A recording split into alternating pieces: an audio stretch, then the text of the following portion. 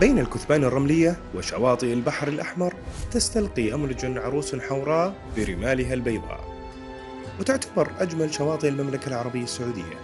تتميز بتنوعها البيئي ما بين صحراوي وبحري وجبلي، وتحتضن المزارع الخضراء وسط الكثبان الرملية اللي تشكل واحات جميلة. يعتقد البعض أن اسمها أم اللج، لاعتبار أن اللج هو زبد البحر الذي يقبل للشواطئ حين تتعانق الأمواج بكثافتها وقوتها وتلامس خدود الصخور المرجانية. جمعت أملج بين أصالة الماضي وحضارة المستقبل، وما يميزها عن باقي مناطق المملكة أنها جمعت بين البحر والبر والزراعة، مما جعل سكانها يتأقلمون معها ويعشقون كل ذرة تراب فيها. تارة يلتقون على رزق البحر ويصطادون ما أحله الله سبحانه وتعالى، يعرفون مسالك الدروب في البحر الأحمر ويشرعون سفنهم للرحيل تحت ضوء القمر.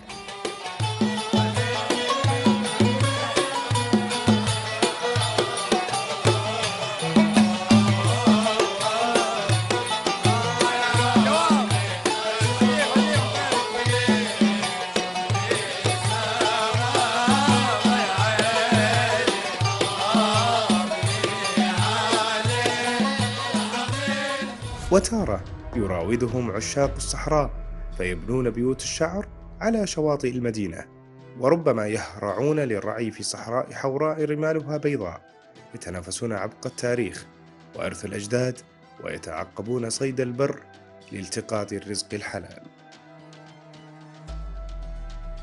وربما يأخذهم الحنين للزراعة، وأهمها القمح والدخن قوت يومهم الدائم، لأن الدخن من أجود أنواع الحبوب التي تزرع في أملج، والذي يعملون منه الخبز والكعك والعصيدة التي تعتبر غذائهم الصحي لاحتوائه على نسبة عالية من الكالسيوم.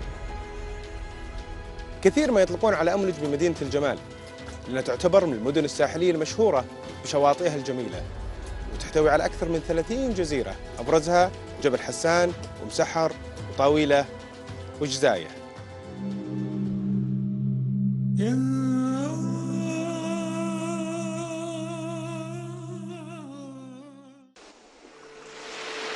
هذه بلدنا، ومن هنا نبدأ رحلتنا، نبحث وراء القصص ونحلل الأحداث،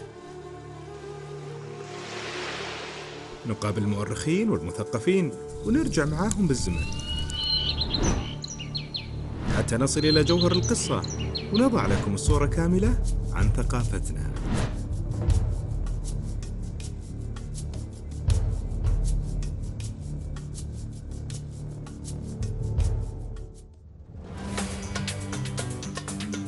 تعتبر مدينة أملج الساحلية الشهيرة من أهم مدن السياحة في السعودية، وتمتلك ميناء ضخم وعريق ربما يرجع تاريخه لعهد الحضارة الإسلامية. تحمل أملج ألقاباً متعددة لسحرها وجمالها، ومنها لقب الحوراء أي اشتداد سواد العين مع بياضها، كناية عن الجمال. كما يعتقد أن مدينة أملج كانت موجودة في العهد الروماني، وكانت تسمى بلوكي لاما أي المدينة البيضاء، وذلك قرابة 3000 سنة. وأهم من سكن هذه المنطقة قبل الإسلام هم الأنباط والرومانيين وبعض قبائل جرهم، ثم قبيلة جهينة واللي تعيش فيها حتى الآن. كان انتقال أهل بادية أملج للبحر نقطة تحول في طبيعة حياتهم، وتركت أثر كثير على حياتهم الاجتماعية والثقافية أيضا. وهنا يأتي السؤال: كيف استطاع أهل أملج التأقلم مع حياة البر والبحر؟ وهل حياة البحر أثرت على تقاليدهم كأهل بادية؟ خليكم معنا وتعالوا نشوف جواب لسؤالنا. السبب أن جت الحضارة وجت التعليم، المدارس، وجت الوظائف الحكومية. أول ما في وظائف إحنا عمري 83 سنة. يشوف بلده يطلعوا فيه، بلده يطلعوا بزران فيه ويشوفوا فيه، لما اللي راح يجيه جسم من الله. البادية هذا مسكنه. في أملج البحر يمكن تطور المنطقة، خدمات لعدم توفر الغذاء في المناطق البادية. أهم المزروعات هم النخل. معتمدين باعتماد كبير على النخيل، شجر النخيل. النخيل. المزروعات المشهورة عندنا النخيل. والله أملج الشهر الدحين بزراعة المانجا. الأكلات أول دخن وذرة ورز وقمح، هذا أكلات أول. الحين الشعلان ما في غيره. والصيادية والسمك. أكلات بحرية تقريبا. الأكلات المشهورة هنا البحرية بشكل عام، سواء المقليات سواء المشويات أو غير ذلك من أنواع صيد البحر. والله السمك طبعا المشوي الدرجة أولى. أفضل أكلاتهم السمك، ويسوون أكلة اسمها الصيادية، هذه مشهورة. ومن كل البكرات الصيد طبعا، الصيد البحر اللي هو الصيادية والحوت المقلي. البحرية، أكلات البحرية. أملج تضم جزر كثيرة تجاوز تقريبا 110 جزر. يمكننا تقريبا تقرب 90% ذوانا. والله يمكن حوالي 105 تقريبا. 99 جزيرة. تقريبا سمعت انها 70 او 73 جزيره تقريبا. والله الله اعلم على ما سمعنا، يعني قريبا 100 جزيره. اول الصدف والنهيد، وبعد بطلع الصدف والنهيد يشتغلون سمك. والله ما نسوي ولا حاجه، الحمد لله رزقنا الله وانت رزق الله في السوق. والله ما عنده مهنة غير الوظائف والبحر. البحر هو أكبر مهنة، البحر. مزارع تقريبا، زراعه. صيد الاسماك اكثر شيء. المهنة اللي كانوا سابقا يعملون فيها في البحر. أول فيه سهرات وفيها أغاني وفيها هجيج وفيها ربابة وفيه كل شيء أول. طبعا السهرات أنا ولله الحمد هنا زي ما قال، سواء على شاطئ البحر أو في البادية. زي ما تعرف أملج مشهورة بإيش؟ ببر وبحر. والله تجمعاتنا تجمعات بحرية، تجمعات حارات أهل المحافظة. الجمعة يتجمعون الناس على غداء جماعي في البيوت على الصيادية. والله في الدقم والبحر ما أقدر أحكي منها شيء والله. الصيادين ينبعاوي. يا الله يا رب على بابك يا كريم، يا الله على بابك يا كريم. المقطوف، الزريبي. والله بعضهم حافظوا عليها وبعضها ضيعوها. حياة البحر انعكست على أهل البادية بالصبر وطولة البال، وفي أريحية لسكان الشواطئ. والله طبع البلد من الصيادين إلى البادية طبعهم واحد، يعني في المواصلة في المعاملة الاختلاط بينهم يعني واحد، ما في شيء خرج من أملج.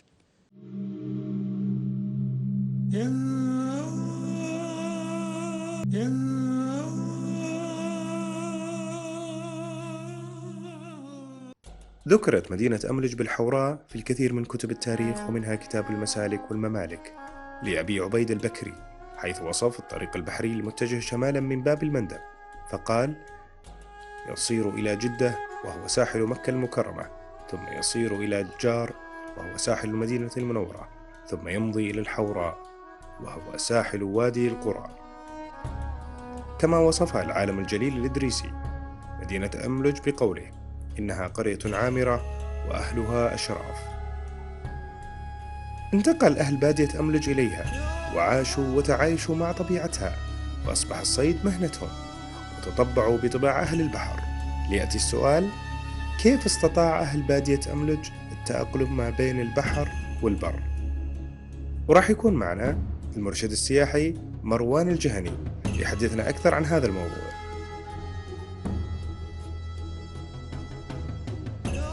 حياك الله أخوي مهندس مروان في أتاريك، ومشكور على قبول الدعوة. الله يبارك فيك وحياكم الله في أملج.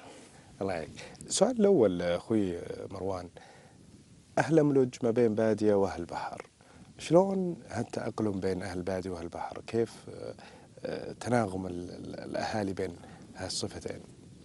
سؤال ممتاز.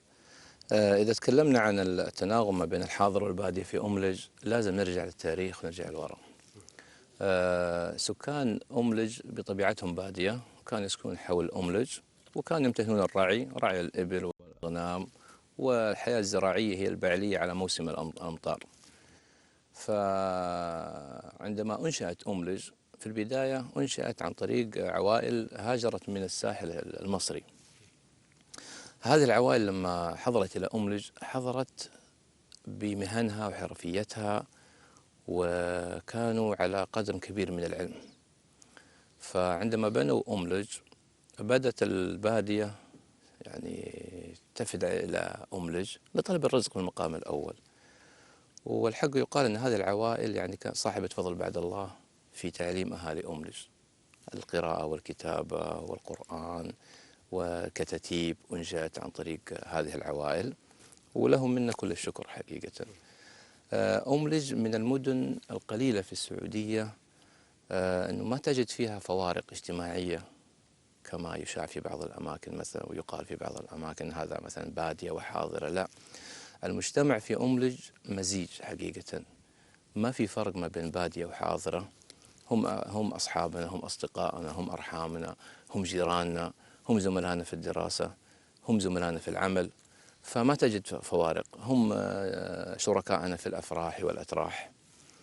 ففي بداية أملج البادية كانوا يسعون إلى طلب الرزق، فالرزق كان موجود في أملج عن طريق مثلا اللي هو نقول الصيد، وتعلموا الصيد كما سلفت من هذه العوائل. وكانوا برضو بعض العوائل اللي أتت من الساحل المصري على دراية بحرفة النجارة، فكانوا يصنعون السفن، يصنعون القوارب، وبالتالي أهل البادية في أملج تعلموا هذه الحرفة، فتعلموا البحر شيئا فشيئا حتى أتقنوا هذه الحرفة، بالإضافة إلى احتفاظهم بما يملكونه من مهارات في البادية. ركبوا السفن الشراعية، وصلوا إلى الأردن، وصلوا إلى سيناء، وصلوا إلى ميناء السويس، إلى الغردقة، إلى السفاجة، إلى القصير في مصر، وصلوا إلى بورسودان في السودان، وصلوا إلى ميناء مصوع في إريتريا، وصلوا إلى جيزان، وصلوا حتى المكلا. والمكلا هذا يعني وثقوه في قصائد لهم أنه وصلوا المكلا. ف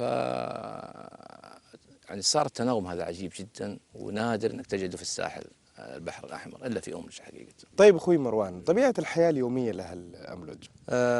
الإنسان في أملج ينقسم، ما نقول يومه، نقول السنة كاملة، 6 شهور في البر و6 شهور في البحر، من الماضي إلى الحاضر حتى الآن. أملج تمر في مواسم.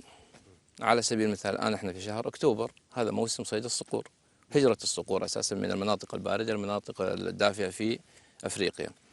أثناء مرورها أهالي أملج يكتسبونها كفرصة لصيد هذا الصقور وبيعها. فتجد الإنسان في أملج في الدوام، خرج من الدوام راح مثلا عنده عزبة برا للصقور، يزاول هوايته في صيد الصقور. أو تجده مثلا في مزرعة.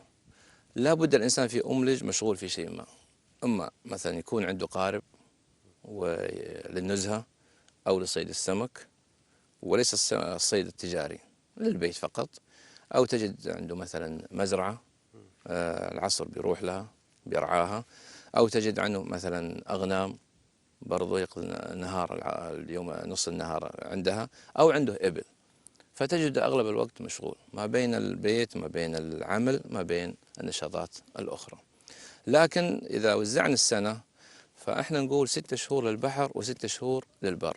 تخيل عند نزول موسم الأمطار والربيع نعطي ظهورنا للبحر وكأننا لا نعرفه لمدة 6 شهور. عندما ينتهي مثلا الربيع وتنتهي السنة نرجع ثاني مرة إلى البحر، خاصة في مثلا نقول بشهر أبريل مثلا هيبدأ موسم آخر في البحر، موسم هجرة السمك.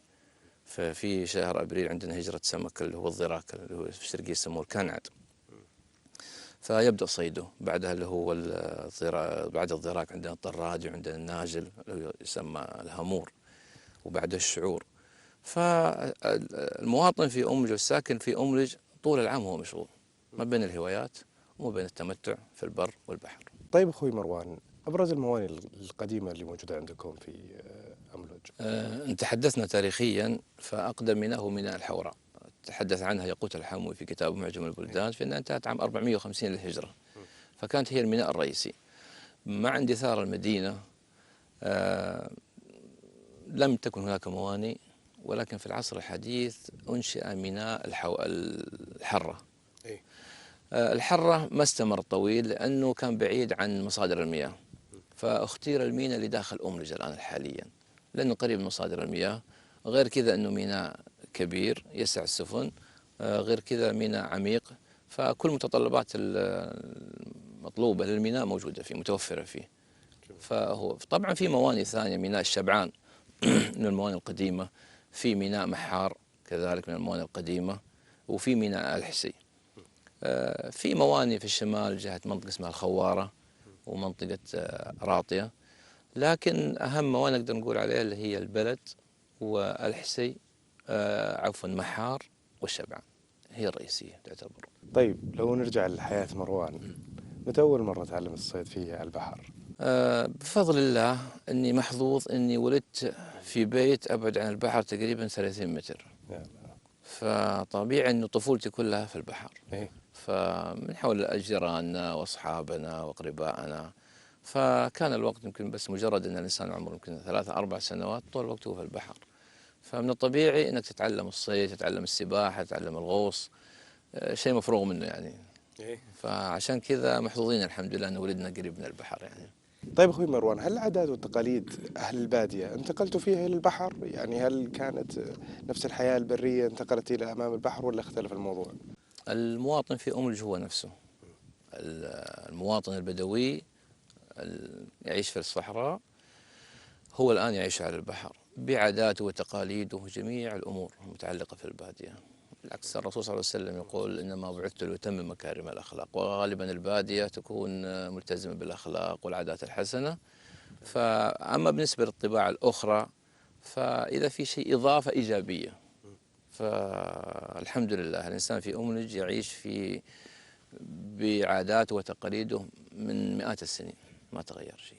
طيب أخوي مروان، هل كان في خيام على الشواطئ ولا كان في بناية بيوت أكثر على البحر؟ طبعا في البداية انتقال الإنسان من البادية إلى الساحل انتقل بجميع أدواته، فكان بيت الشعر ينصب على الشاطئ، ففي تناغم عجيب جدا.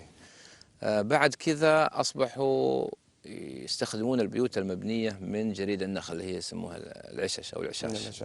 وفي صور قديمة موجودة لبيوت على الشاطئ سواء من بيوت الشعر أو من العشاش. بعد كذا استخدموا الخشب في صناعة البيوت صغيرة، بيوت صغيرة عبارة عن غرف. بعد كذا الحمد لله مرت المملكة مرت فيه من تطور، فأصبحوا يبنون البناء المسلح وكذا. طيب أهل أملج أخوي مروان تنوعوا في المهن ولا كانت محدودة ما بين البحر والبادية؟ في الماضي كانت مهنهم في الغوص تحديدا. كانوا يغوصون النهيد اللي هو الكوكيان، واليسر اللي يستخدم في صناعة المسابيح أو المسابح عفوا. كذلك اللؤلؤ بس نادر اللؤلؤ جدا، وبرضه صيد السمك. وكانوا يقوموا بتجفيفه في الجزر يسمونه حوت ناشف أو قشاط، مسمى المحلي يسمى قشاط، وكان يصدر يعني يباع. هذه المهنة البحرية. بالنسبة للمهنة البرية كانوا الزراعة اللي هي الموسمية على الأمطار، كانوا يزرعون القمح، وما زال عندنا في منطقة اسمها الشباحة للآن بيزرعوا القمح على المطر، يعني ما في أي إضافات كيميائية، ما في كيميائية، ما في أي شيء، مجرد على ماء المطر فقط بدون أسمدة بدون شيء. وكانوا يزرعون الدخن. برضه هم يستخدمون المناحل الخشبية إنتاج العسل. بالنسبة للراعي كذلك الأغنام بينتجوا السمن. فهذه المهنة قديما يعني كانت موجودة في أملج. طيب أخوي مروان، أبرز المواشي عند أهل البادية وأشهرها الإبل، هل انتقلت برضو في انتقالهم إلى البحر كانت من ضمن الأساسيات اللي موجودة معهم؟ لو انتقلت في أملج الآن في جولة حول الشواطئ تجد أنه فيه أماكن الناس ما زالوا بيربوا الإبل قريب من الشاطئ، يمكن مسافة ما تبعد حتى 400 متر على قولنا عزبة، وفيها الإبل وفيها اجتماعات يومية لأصحابه، وخاصة وقت الربيع وجود الحليب، فتجد أنه مجتمع شبه يومي للأصدقاء في هذا المكان. فما تغير على ساكن أملج أي شيء، هو نفسه ما كان في الماضي ما زال مستمر والله الحمد. طيب أخوي مروان، هل ساعدكم أحد في التأقلم مع حياة البحر ولا كانت طبيعة انتقلت فيها أهل البادية وعاشوها بكل تفاصيلها؟ أهل البادية طبعا قسوة الحياة أجبرتهم على تعلم كل جديد، فبطلب الرزق يعني لابد كان في الماضي في ناس بيتعلموا الحرف، متعلمين الحرف هذه، فهم بالتعليم مع الآخرين باحتكاك مع الآخرين. وكما ذكرت لك أنه كان في عوائل من أول موجودة على دراية بهذه الحرف فتعلموا منهم. بالإضافة أنه بعضهم كان في أملج مثلا كان يشتغل في ينبع، فأخذ الخبرة مثل من ينبع أو في جدة، فأخذ نوع شيء بسيط من الخبرة، وهنا في أملج طورها مع المجموعة اللي حوله، حتى أصبحوا يشهد لهم يعني بحارة أملج معروفين على مستوى البحر الأحمر بأنهم من أفضل الناس دراية في البحر. فهي زي ما تقول الظروف هي لصناعة الإنسان بالدرجة الأولى. شاكرين لك أخوي مروان على هالاستضافة وهالتواجد في هالمكان الجميل، وشكرا على المعلومات الجميلة اللي قدمتها لنا عن أهل أملج. الله يبارك فيك، وإحنا شاكرين لكم حضوركم ونقل حقيقة ما تمتع به أملج من عادات وتقاليد وأمور كثيرة يجهلها، فنشكركم بدورنا.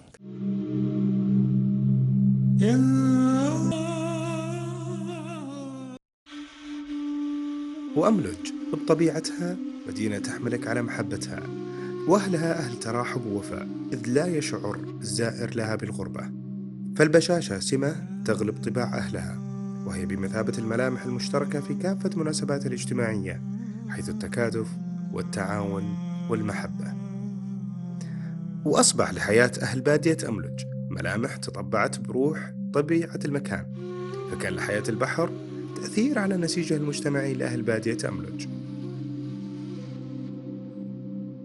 راح يكون معنا ضيفنا المؤرخ مساعد الجهني، ياخذنا في رحلة إلى بادية أملج ويعرفنا على عادات أهل البادية وتقاليدهم، وكيف أثرت حياة البحر على حياتهم الاجتماعية كأهل البادية، وكيف يصفها ويجيبنا عن سؤالنا: هل غلبت حياة البحر على عاداتهم الاجتماعية كأهل بادية؟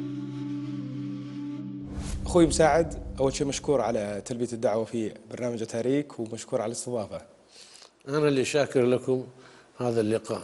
أخوي مساعد، عرفنا أكثر عن أملج، نبذة عن أملج. أملج تغير اسمها حسب الحقب التاريخية التي عاشتها، فمنذ 4000 سنة كان اسمها لوكي كومي، ميناء روماني من موانئ الرومان. استمر هذا لفترة طويلة حتى إن غزاها الرومان ودمرت الميناء. نهضوا بها أهلها وبنوا مدينة الحوراء على أنقاضها، واستمرت مدينة الحوراء إلى ما قبل العصر الإسلامي، حتى إن الرسول عليه الصلاة والسلام أرسل طلائع قبل معركة بدر لقطع قافلة قريش، لأن تمر منها القوافل. فكان قائد القافلة أبو لهب، وقائد غزوة الرسول عليه الصلاة والسلام حمزة بن عبد المطلب، إلا أن مجدي بن عامر الجهني والي المدينة اللي هي الحوراء عزل بين الفريقين، وتم السلام بينهم، وأسلم مجدي بن عامر، حتى أن الرسول عليه الصلاة والسلام أقطعه منطقة يقال لها النخبار جنوب المدينة. ظلت الحوراء محطة من محطات الحجاج، يمر بها الحجاج، ويا ما تغنوا فيها الحجاج: ويا حبذا الحوراء للركب منزلا، ومن بعدها نبط يفوح شذاها. وآخر يقول: جئنا إلى الحوراء وهي محطة فيها الأراك نزاهة للراء. واستمرت الحوراء محطة من محطات الحجاج لوجود حفاير الماء قريب، كانوا يحفروا ويلحقوا الماء. نضب الماء هذا، بدأ ينضب شوي شوي إلى أن قل الماء. انتقلت المحطة من الحوراء إلى المكان الذي نحن فيه الآن، اسمها المناخة، على اسم احنا ما أتينا بالاسم اعتباطا، الاسم قديما كان اسمها المناخة، وموجودة عين ماء جارية، فكان يحط الحاج في المناخة هذه ويستقي من العين. أخوي مساعد، أشوف تنوع ما شاء الله في أملج بين بادية وبحر، وهم الأهالي نفسهم. شلون هالتناغم بين البر والبادية؟ هل أهل البادية لا زالوا محافظين وانتقلوا للبحر، أو كيف التفاصيل اللي صايرة في الحياة المعيشية؟ سؤال جميل. هذه من نعم الله على أملج. أملج تتمتع بطبيعة جغرافية متنوعة: الكثبان الرملية، الجبال، الأودية، جبال الشاهقة، الأودية، الرياض الطينية، السهل الساحلي. فربطت أملج، انعكس هذا على سكانها، تجده يجيد البحر ويعرف مسالك الدروب في البحر، ويبحر إلى السودان ومصر وإلى اليمن، ويعسف البعير ويحلب الناقة، ولوجود المراعي. فالطبيعة السكانية الطبيعة الجغرافية انعكست على سكان المدينة، يجيد مهنة البحر ويجيد مهنة البر والرعي. فكانوا قديما يعني سكان أملج يتمتع بثلاث ميزات: الرعي، التجارة، الزراعة، البحر. فكل هذه يجيدها. التجارة كانوا يبحرون بسفن شراعية إلى مصر والسودان وإلى اليمن ويأتون بالأرزاق من هناك. الرعي لوجود المراعي الخصبة، لأن لا إله إلا الله مقولة تحضرني لمصطفى محمود يقول: من وادي الصفراء جنوبا إلى وادي الحمض من المدينة غربا المثلث هذا عسله يشترى بالذهب. أيوة، لتنوع المراعي الخصبة وسمنه والأغنام، لتوفر المراعي الخصبة سواء في الصيف فيه مراتع حولية اللي هو الشر والسلم والبلة، وفيه مراتع على الأمطار، ولله الحمد الأمطار السنوي تأتي. أضف إلى ذلك يعني مهنتهم في البحر، عندهم تعدد المهن في البحر: الصيد، صيد السمك، الإبحار إلى مدن أخرى. الآن الحمد لله السياحة، يجيدون السياحة. أملج ليست كمثل المدن المجاورة، يعني المدن المجاورة بحارها مفتوحة على طول، تبحر إلى الأعماق، إلى يسمونها المجرى اللي هو الخط الدولي. أملج من الصعب إلا ساكن أملج يعرف يدخلها، لأنها شعاب مرجانية، قد ترى أمامك بحر عميق فجأة تجد حيد بحري أو شعاب مرجانية أو جزيرة. فسبحان الله طبيعتها متنوعة. أجبرتهم هذه الطبيعة على معرفتهم بالنجوم، يجيدون معرفة النجوم، يعرفوا متى هبوب الرياح في مطالع النجوم وغروبها، لأن حياتهم مرتبطة في هذا. فالبر كذلك المراتع الخصبة، يعرف متى يزرع، يقول لك إذا ما شفت النجم الفلاني لا تزرع. في رياض يبقى الماء فيها ثم تزرع قمح. طيب أخوي مساعد، العادات والتقاليد، العادات والتقاليد اللي موجودة في أملج، أبرز العادات والتقاليد اللي معروفة لأهالي أملج. أبرز عادات وتقاليد أهل أملج الحمد لله أنهم زيهم زي المدن الأخرى الحمد لله، المملكة العربية السعودية بصفة عامة: الكرم، الصدق، الأمانة، الدين، هذه متوفرة في شتى مدن المملكة. وميزة أملج كمان انفتاحها على الآخر، يعني بحكم أنها كانت محطة من محطات الحجاج ويبحرون إلى كما ذكرت لك مصر والسودان، وينقلوا ثقافات من هنا وثقافات من هنا، منفتحة على الآخر. طيب أخوي مساعد، الفنون الشعبية اللي موجودة في أملج برقصاتها بألوانها، هل هي مشابهة للفنون الموجودة في المدن اللي مجاورة لأملج أم أنها مختلفة بحكم البر والبحر؟ البعض منها خاصة بأملج، والبعض منها مشابهة، وبعضها منفردة تغنى منفردة، وبعضها جماعية. يعني زي الفنون اللي خاصة بأملج، لون مجرور يقال له القاف، هذه تغنى في البحر. حتى يحضرني قصيدة كذا على عجالة، إنه واحد يجدف في قاربه الصغير ويقول: يلا يا مسندي تسقي جلب من غر الأمزان، تسقيه من وبل الثريا ومزون الرعودي. هذاك يسمعه يقول له: أوحيك يا راعي الهوري تغني لك بقيفان. الهوري اللي هو القارب في طم تلبيح، ما أدري وين لقيت العنودي، وهلم مجرة. هذه تتغنى منفردة زي المجرور كذا، اللي هو الخبيتي، نوع يقولون له برضه الجمالي على السمسمية، المجالسي هذا معروف حتى في الطائف وفي مكة. وهذه أغلب الفنون الشعبية الموجودة في أملج. تقدر تعطيني نبذة أو تقدر تعطيني لحن من الألحان اللي تغنى لأهل البادية في أملج من ألحانهم؟ والله أنا صوتي ما هو شجي لهالدرجة. أيوه من القصائد. زي مثلا الرفاحي، يعني زي ما تقول هم يجيبون الشعر يتقولونه من بيتين وهذولك يرددونه. يقول: والهوى لولا الحسود اللي يلونه علي، غير قوده مثل ما قاده مصاعب الأجمال. هذا نوع من الرفاحي يتغنى. طيب أخوي مساعد، أبرز الأكلات والأطباق الشعبية اللي تشتهر فيها أملج؟ والله أملج لله الحمد زي ما قلنا عودا على ذي بدء بحكم موقعها في البحر، يعني جمعت بين الأطباق البرية والبحرية. من أهم الأطباق وأجملها هنا السمك والرز والعدس.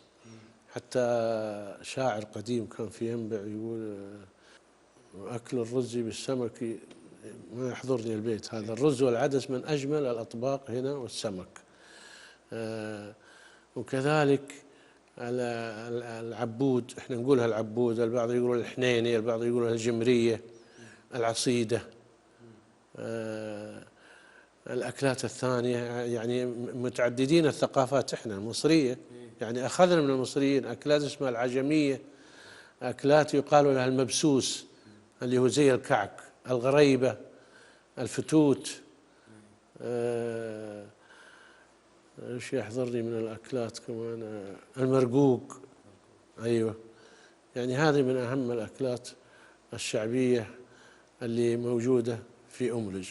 طيب أخوي مساعد، هل غلبت حياة البحر على أهل البادية، أو أهل البادية غلبت حياتهم على البحر، أو أنهم تناغموا مع التنوع؟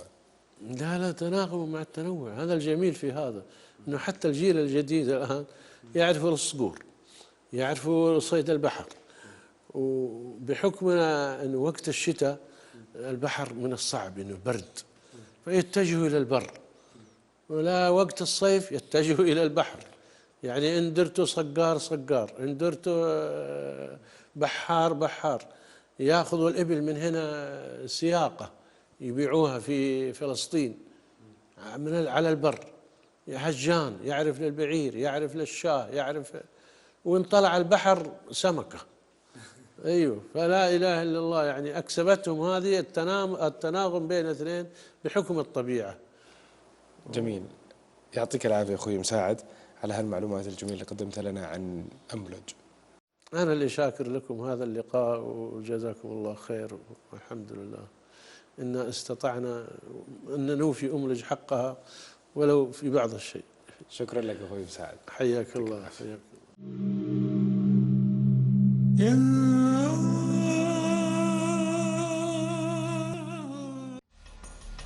مثل ما للبحر موسم للبر موسم، يتسارعون بالتجهيز والإعداد له أهالي أملج، وهو موسم الصقور، ويعتبر من أشهر المواسم في أملج، واللي تهاجر فيه الطيور من الصقور وأنواعها المختلفة. وكانت لي تجربة بزيارة أحد العزب للمقناص وحديثي معهم حول موسم الهجرة وما هي أفضل الصقور وكيف هي عملية تدريبها. وكان لنا نصيب مع أحد الشعراء في الجلسة، واللي شاركنا كتاباته وقصائده على الألوان الشعبية من أملج. أول شيء شكرا لكم جميعا على الاستضافة. الله يعافيك، وحياكم الله في أتاريك. الله يبقيك، الله يطول عمرك ويحييك في محلك وعند إخوانك. الله يسعدك. انتقالا من الماضي إلى الحاضر، وأكيد في أدوات أخوي أبو عبد الله ابتكرت في المقناص. الحمد والشكر لله، يعني في المرحلة القديم والآن الحمد والشكر لله، يعني فيه تطور كبير في أسلوب الصيد، في التقنية، يعني فادتنا في حاجات كثير. من أهم الحاجات اللي فادتها الصقار اللي هو جهاز الإرسال، هذا الجهاز الآيكون. أحيانا بعض المناطق في بعض الجبال أو شيء يكون ما فيها إرسال، فأنت تكلم زميلك أو أقرب جهاز يرد عليك أحد، سواء كنت مقطوع أو تبي مساعدة في صيد طير أو أي حاجة ثانية، أو لا قدر الله خربان عليك السيارة ولا شيء. فهذه أفادتنا كثير كثير كثير، وأنقذت حياة ناس سبحان الله العظيم، اللي هو جهاز الندى هذا. وبالنسبة للصيد بالشبك، يعني الآن تطور الشبك وتطور أسلوب الصيد، يعني الطيور يعني اللي تحذف للطير سواء حمام وقمري وسمان والقطة، يعني تعددت. أول ما كان يستخدم الجربوع والسمان على حسب كلام أبو خالد الله يطول عمره. الآن تطور حاجات كثير، وتطور فيه حاجة ثانية أنك تعطي الطير اللي هو الطراد، معلم طيرك انه يلحق الطير اللي معها العلف هذا وينزله. طيب الامامي طبعا عباره هذا عن وش هو؟ هذا شبك اللي هو يصيد يركب على كل طير له مقاس. فيه شبك سمان، فيه شبك حمام، فيه شبك قمري، في كل طير له الحجم اللي بيه. طبعا تختلف احجام الطيور. الحمامه يكون شبكتها كبير شوي، القمريه بعدها في المرحله الثانيه، السمانه في المرحله الثالثه. ويصير تمويه، يعني بعض ما شاء الله الناس يلون حتى الشبك علشان لون الطير، علشان ما شاء الله الطير عنده شده البصر، يعني حده في البصر شيء غير طبيعي وفي ذكاء. فيحاول الانسان ايش انه يموه على الطير. سبحان الله. طيب بين قناص وقناص يكون في لون مختلف، يكون في اداء مختلف. اخوي مهندس ابو يوسف، ايش اللون اللي بالعاده اللي يختلف من قناص لقناص؟ وايش الادوات اللي تختلف ولا هي كلها ادوات واحده؟ اولا احنا نرحب فيكم ونرحب في الطاقم زملائنا في أملج وحياكم الله. طبعا ما في اختلاف كبير يعني في الادوات او في طرق صيد الطير، هي نفسها. لكن بالنسبه للمقناص يعني لو نبغى ناخذه من الجوانب الايجابيه اللي تاثر فيه، مثلا انا من بدايه المقناص يعني الغالبيه من 25 سبتمبر مثلا يبدا مقناص ياخذون اجازات، يبدا نظام حياته يختلف تماما عن نظامه الاول. يصير بعد 3 أيام ينام الساعه 9:30 10 ويصحى الساعه 4 على صلاه الفجر، يصلي ويبدا يبحث. يرتفع عنده سبحان الله علاقه الامل بالله، انه كل يوم يتجدد الامل، انه انا اليوم ابغى احصل طير، بكره ابغى احصل طير، الان انا ممكن اجي للمكان هذا، ممكن اشوف شيء. فمتجدد الامل عنده، خصوصا لما يسمع انه في طرح قبل ساعه ولا قبل ساعتين، فيبدا سبحان الله يتجدد الامل عنده. اضافه الى انه يكتسب خاصيه الصبر، انه زيه زي اي صيد، زي صيد البحر، يصير عنده الصبر كبير. يعني حتى لو حصل طير وهو عارف تقريبا ان الطير هذا مثمن، يعني فوق 200,000، سبحان الله يتحلى بالصبر وعلى مهله وما يستعجل. هذا القناص يعني اللي فعلا يعني عنده خبره. وش الابرز في الادوات اللي تستخدم، او في الابرز في الطرق اللي تستخدم في انزال الطير؟ والله يا يعني مثلا انت شفت لك طير مرتفع، الطريقه المتبعه تحاول تفك سمان بدون شبك، تفك له سمانه سمانتين، الطير يرى من مسافه طويله، يعني يشوف من مسافه بعيده، يشوف السمانه الصغيره هذه لما تفكها فينزل عليها. وبعض الطيور تفك ان شاء الله تفك 50 او 60 سمانه ما ينزل، بعضهم من سمانه واحده ينزل عليك. فبعض الناس اذا شاف الطير مثلا طير وافي اللي هو طير تام، اذا يخليه ياخذ السمانه اللي فك لها الاول ذي، يخليه ياخذها ويوقع، يطش له السمانه بشبكه قدامه، يسهل الله ويصيده. واذا انه شافه ما يبغى اللي بشبكه، طبعا السمانه يكون فيها ثقاله يسمونها، اذا ما مثلا فكيت السمانه بثقاله وما بغاها، تضطر ايش؟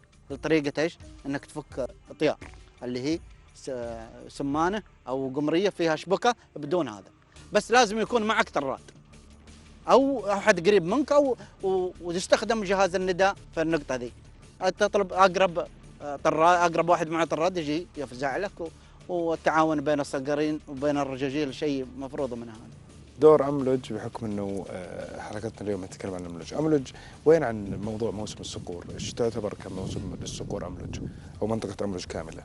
يعني المنطقه اللي انت فيها هذه تسمى كلها تقريبا منطقه واسعه جدا، يعني تاخذ تقريبا 70 كيلو امتداد طولي، وامتداد عرضي يمكن تاخذ لها 25 كيلو او 20 كيلو. هذه تختلف مسمياتها، لكن كلها بمجملها يسمونها الشعلان. طبعا سميت بالشعلان لانه يعني انه سماها الملك فهد الله يرحمه بمنطقه الشعلان، لانه ما يطرح فيها الا الطيور الشعل اللي هي البيض، الطير الأبيض النادر يسمونه الأشعل. فدائما سبحان الله الشعلان طيره دائما يكون مثمن، له ثمن. فأملج مرتبط ارتباط تام، يعني أي طير يطرح في الشعلان يعتبر رصيد في محافظة أملج، ورصيد قبل العام الشهانة ولا قبل العام؟ قبل العام طرحت شهانة، تعتبر يعني ما شاء الله تبارك الله، يعني من أفضل الطيور. بيعت ب 361,000 اللي هي فرخ شيهي. فتعتبر يعني طير أعطى أملج وأعطى الشعلان صوت، وأعطاه صدى إنه طرحت شيهانة بمبلغ كذا كذا كذا، مبلغ حلو الله يبارك للي طرحها.